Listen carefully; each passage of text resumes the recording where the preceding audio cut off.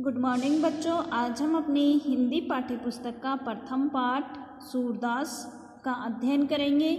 सूरदास के प्रथम पद में सूरदास जी ने श्री कृष्ण के बाल्यकाल में गोपों के साथ ब्रज और उसके आसपास के निकटवर्ती वनखंडों में घूमने का वर्णन किया है और उसके निकट ही बरसाना गांव में वृषभानु की पुत्री राधा एक बार ब्रज आई तो उनकी मुलाकात श्री कृष्ण से हुई थी।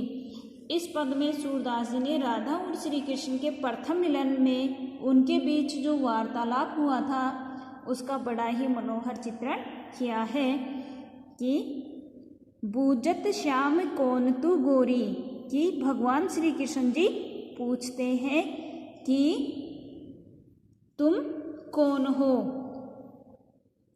कहाँ रहती काकी है बेटी, देखी नहीं कबू ब्रजखोरी, कि तुम कौन हो और कहाँ रहती हो। काकी है बेटी, किसकी बेटी हो। हमने पहले तुम्हें कभी इस ब्रज में नहीं देखा, खोरी यानी गलियों में, इस ब्रज की गलियों में नहीं देखा। अब राधा कह रही है कि काहे को हम ब्रज तन आवती, कि हम तुम्हारे इस ब्रज के निकट क्यों आती। खेलत रहती अपनी पोरी, कि हम तो हमारे घर की दहलीज पर ही खेला करती है। सुनत रहती स्त्रुवन्ननी नंद डोटा, करत फिरत माखन दधी चोरी, कि हमने तो भगवान श्री कृष्ण के प्रश्नों को टालते हुए राधा कह रही है कि हाँ, हमने तो सुना है कि यहाँ कोई नंद का बेटा है, वह मक्खन और दही की चोरी करता रहता है। तुमरो कहा चोरी हमले है। अब भगवान श्री कृष्ण जी राधा की बातों को सुन करके कह रहे हैं कि तुम्हारा तो हमने कुछ भी नहीं चुराया है। खेलन चलो संग मिली जोरी, कि तुम तो हमारे साथ खेलो, जोड़ीदार बन करके तुम हमारे साथ खेलने चलो, जोड़ी यानी जोड़ीदार बन के। सूरदास प्रभु रसिक शिरोमणि, यहाँ पर सूरदास जी कहते हैं कि रसिक कृष्ण ने अपने भोली भाली बातानी भुराई राधिका, भोली भाली राधिका को बातों में राजी कर लिया है, खेलने के लिए तैयार कर लिया है। अर्थात यहाँ पर श्री कृष्ण जी कहते हैं कि हे गोरी, तुम कौन हो, कहाँ रहती हो और किसकी बेटी हो। मैंने तुम्हें कभी ब्रज की गलियों में नहीं देखा। तब राधा जी कहती हैं कि हम ब्रज में क्यों आती, हम तो हमारे घर की दहलीज पर ही खेलती हैं, लेकिन हमने सुना है कि नंद बाबा का जो बेटा है वह दही और माखन की चोरी करता है। तब भगवान श्री कृष्ण जी उनसे कहते हैं कि तुम्हारा तो हमने कुछ भी नहीं चुराया है, तुम तो हमारे साथ जोड़ीदार बन करके खेलो। इस तरह से बातों में लेकर के राधा जी को, और सूरदास जी कहते हैं कि प्रभु रसिक शिरोमणि अपनी बातों में भोली भाली राधा जी को लेकर के और खेलने के लिए तैयार कर लेते हैं। आगे वाला, मधुकर श्याम हमारे चोर, मन हरि लियो तनक चितवनी में, चपल नैन की कोर। मधुकर श्याम पकड़े हूते हृदय उर अंतर, प्रेम प्रीति के जोर, गए छड़ाई तोरी सब बंधन, दे गए हंसनी अकोर। चौकी परी जागत निसी बीती, दूध मिलो एक भोर, सूरदास प्रभु सरबस लूट्यो, नागर नवल किशोर। इस पद्य में श्री कृष्ण जी गोपियों के साथ बचपन से रहते थे। वे ब्रज छोड़ करके मथुरा चले गए और फिर लौट करके वापस नहीं आए।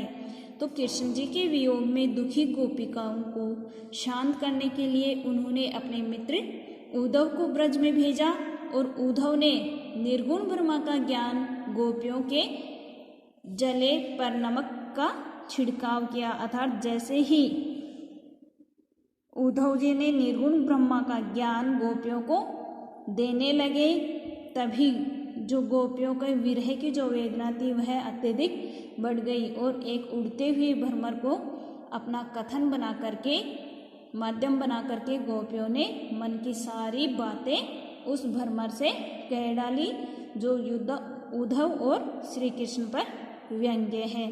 तो यहाँ पर कहते हैं कि मधुकर श्याम हमारे चोर, कि हे भंवरे, मधुकर यानी भंवरे, कि हे भंवरे श्याम अर्थात श्री कृष्ण जी हमारे चोर हैं। मन हर लियो तनक चितवनी में चपल नैन की कोर, उन्होंने हमारे मन को चुरा लिया है। मन हर लियो यानी चुरा लिया है, अपने जो चंचल नेत्रों की जो कोर है उसके माध्यम से उन्होंने हमारे मन को चुरा लिया है। पकड़े हुए होते हृदय और अंतर, उनके सुंदर हृदय ने हमारे को प्रेम के अंदर, प्रेम के जोर से पकड़ लिया है। अर्थात अपने प्रेम के बल पर उन्होंने हमारे हृदय को बांध लिया है। गई छड़ाई तोरी सब बंधन, दे गए हंसनी अकोर, और फिर बाद में गए चले गए, उसके बाद में वह हमारे सारे बंधनों को तोड़ करके, सब बंधन तोड़ी, सभी बंधनों को तोड़ करके चले गए और दे गए हंसनी अकोर, और हमें उसके बदले में एक मधुर जो मुस्कान है श्री कृष्ण जी की वो दे गए। चौक की परी जागत निशिबाती, कि कुछ समय तक तो हम आश्चर्यचकित रही, लेकिन बाद में रात बीतने पर हमें भान हुआ, ज्ञात हुआ। निशी बीती यानी रात बीतने पर हमें ज्ञान हुआ कि दूत मिलो एक भोर, कि उसी वक्त उनके दूत के रूप में आप हमें मिल गए। सूरदास प्रभु सरबस लूट्यो, नागर नवल किशोर, यहाँ पर सूरदास जी कहते हैं कि प्रभु की वो जो एक मुस्कान है उसने हमारा सब कुछ लूट लिया है। नागर नवल किशोर अर्थात भगवान श्री कृष्ण जी की जो एक मुस्कान है उसने हमारा सब कुछ लूट लिया है। संदेशनी मधुबन कूप भरे, अपने तो पठवत नहीं मोहन, हमरे फिरी न फिरे, जीते पथिक पठाए मधुबन को, बहुरी न शोध करे, के वे श्याम सिखाई प्रबोधे, के कहू बीच मरे, कागद गरे मेघ मसी खूंटी, सर दव लागी जरे, सेवक सूर लिखन को आंधो, पलक कपाट अरे। संदेशिनी, इस पद में सूरदास जी कहते हैं कि जब कंसवध के लिए ब्रज छोड़ करके कृष्ण जी मथुरा चले गए तो व्यवस्था के कारण जो व्यस्त रहने लग गए और वापस नहीं लौटे, तब गोपियों ने उनके पास अनेक पत्र भेजे, लेकिन उन पत्रों का जवाब भी उनके पास नहीं आया। तो दुखी गोपियों को शांत करने के लिए कृष्ण जी ने अपने मित्र उद्धव को ब्रज में भेजा। उद्धव ने श्री कृष्ण के द्वारा भेजने के बारे में बताया, तो गोपियों का जो सरल हृदय है वह इसे समझ नहीं सका और रूखे व्यवहार से दुखी होकर के वे इस पद में भंवरे के माध्यम से श्री कृष्ण के झूठे प्रेम पर व्यंग्य कसती है और कहती हैं कि संदेशनी मधुबन कूप भरे, कि हे उद्धव, हमने इतने संदेश भेजे कि मथुरा के जो कुएं हैं वो भर जाएं। अपने तो पठवत नहीं मोहन, अपने तो पठवत यानी भेजते नहीं, पठवत यानी भेजना और नहीं यानी नहीं, कि भगवान श्री कृष्ण जी हैं वह अपने तो कोई भी संदेश नहीं भेजे, बल्कि हमरे फिरी न फिरे, हमारे जो भेजे हुए संदेश हैं उनको भी उन्होंने वापस नहीं भेजा, अर्थात उनका उत्तर भी उन्होंने हमें नहीं दिए। जीते पथिक पठे मधुबन को, जितने भी पथिकों के हाथ हमने जो मौखिक संदेश भेजे थे उनको बहुरी ने शोध करे, उनको भी वो वापस नहीं भेजे, अर्थात उनकी भी कोई खोज खबर नहीं आई, अर्थात उनका भी उन्होंने कोई भी जवाब नहीं दिए। के वे श्याम सिखाई प्रबोधे के कहू बीच मरे। या तो उन संदेशों को भगवान श्री कृष्ण जी ने सिखा पढ़ाकर वहाँ पर ही रख लिया, अर्थात जो लोग गए, पथिक गए, वो भी संदेश नहीं लेकर के आए, तो या तो उनको श्री कृष्ण जी ने वहाँ पर सिखा पढ़ा करके अपने पास ही रख लिया, या फिर वो बीच में ही मर गए। हमारे जो संदेश हैं वह श्री कृष्ण जी के पास नहीं पहुँचे।